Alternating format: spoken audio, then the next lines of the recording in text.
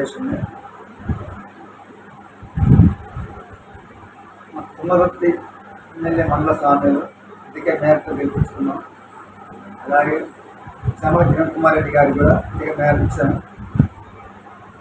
Government TRS గవర్నమెంట్లో ఏం జరగలేదు పట్టడానికి. ఇప్పుడు నేను చేసే పనులు 6 గ్యారంటీలు ప్రవేశపెట్టిన కాంగ్రెస్ పార్టీ అన్నీ సక్సెస్ అవుతున్నారు.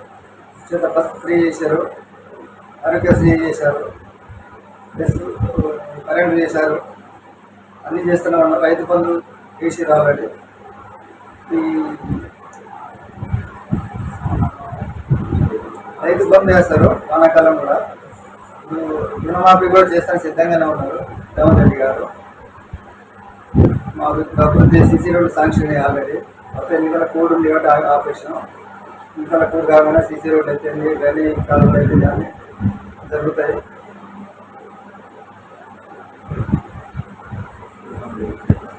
గత ఎమ్మెల్యే మాజీ ఎమ్మెల్యే గారు ఓడిపోవడానికి ప్రధాన కారణం కిషోర్ గారు. ఎమ్మెల్యే గాదర్ కిషోర్ గారు మాకు ఇచ్చిన ఒక రోజు వచ్చి మా ఊర్లో ఏ శంకుస్థాపన చేయలేదు, ఏం డెవలప్ చేయలేకపోయారు. ఉన్న ఎమ్మెల్యే మాకు హామీ ఇచ్చాడు, మా ఎలక్షన్లకు కూడా అయిపోవాలని మీకు ఇల్లు కానీ సీసీ రోడ్లు కానీ ఏ అభివృద్ధి వాళ్ళకి చేస్తామని మాట ఇచ్చాడు.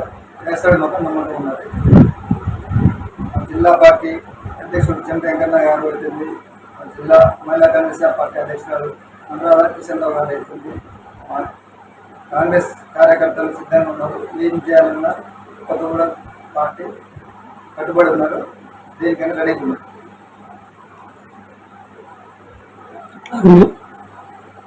గత పాలనలో మీ గ్రామం ఎలాంటి అభివృద్ధి నేర్చుకోలేవు, ఎక్కడ జాప్యం జరిగింది, సరైనటువంటి రోడ్డు మార్గం కూడా లేదు.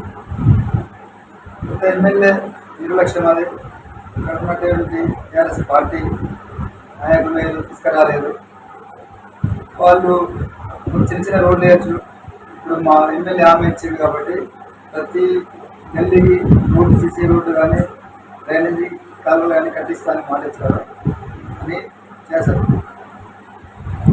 అట్లాగని రైతులకు రైతు బంధు ఇవ్వలేదని చెప్పి చాలా మంది వ్యతిరేకిస్తారు. దీనిపైన రైతు బంధు కాకపోతే కొత్తగా ఏర్పడిన గవర్నమెంట్ కాబట్టి ఎలక్షన్ల కోడ్ గురించి ఆగిపోయినాయి కొన్ని రోజులు. ఇప్పుడు అన్నీ క్లియరెస్ట్ చేసేయాడు.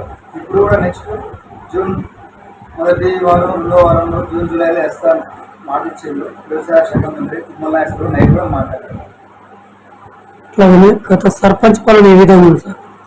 గత సర్పంచ్ టీఆర్ఎస్ సర్పంచ్ ఊళ్ళో ఊర్లు అయితే ఏదైతే పట్టించుకోలేదు. వచ్చే సర్పంచ్ ఎవరైనా సరే ఏ కాస్ట్ అయినా పర్వాలేదు, మంచిగా చేస్తాం. మేము కాంగ్రెస్ పార్టీ సర్పంచ్ చూపించుకుంటాం. అట్లాగనే సార్ ఈ మండలంలో ఎన్ని సర్పంచ్ ఇలా గెలిపించుకోగలుగుతారు సార్? ప్రతి గ్రామానికి కాంగ్రెస్ పార్టీ గెలిపించుకున్నాము. మేము కాంగ్రెస్ పార్టీ కార్యకర్తలు ఉన్నాము ప్రతి గ్రామం నుంచి. అట్లాగనే సార్ మొన్న జరిగినటువంటి పార్లమెంట్ ఎలక్షన్లో కానీ ఎమ్మెల్సీ ఎలక్షన్లో కానీ మీరు ఎంత మేరకు కృషి చేసారు, ఎన్ని సీట్లు గెలవబోతున్నారు? ఇంటికి 30-40 మెజార్టీ, 30,000 మెజార్టీ, 40,000 మెజార్టీ మా కాన్స్టిట్యూషన్లో మేము కష్టపడారు కార్యకర్తలు ఓట్ బ్యాలెన్స్ చేశారు. కదా మొన్న జరిగిన ఎన్నికలు ఎమ్మెల్సీ 176 ఓటింగ్ మా కొత్తగూడెం ఒక గ్రామానికి 53% పోలైనాయి మా కొత్తగూడెం. అలా మాకు 40-45 ఓట్లు మాయ ఉంటాయి కాంగ్రెస్ పార్టీకి. తిమ్మక మల్లన్న 15 ఓట్లు వేరే పార్టీ. అట్లాగే సార్ గత కాంగ్రెస్ హయాంలో ఇంద్రమిల్లు ఎన్ని వచ్చినాయి, బీఆర్ఎస్ పాలనలో ఎన్ని డబుల్ బెడ్రూమ్ మీ గ్రామానికి వచ్చినాయి సార్? గత కాంగ్రెస్ పార్టీ హయాంలో ప్రతి ఊర్లో కాంగ్రెస్ పార్టీ కట్టించినవి ఉన్నాయి. బీఆర్ఎస్ పార్టీ ఒక ఇల్లు కాదు, వాళ్ళు చేసేది ఏమి లేదు. అట్లాగనే సార్ ఇంటింటికి నల్ల మిషన్ ద్వారా నీళ్ళు వస్తున్నాయి సార్ మీ గ్రామానికి? వాటర్ ఇంటింటికి రాలేదు, మిషన్ బయట ట్యాంకీ ఊర్లోకి వేసేది. అవి లీకులు ఉన్నాయి, అన్ని ఖరాబ్ ఉన్నాయి.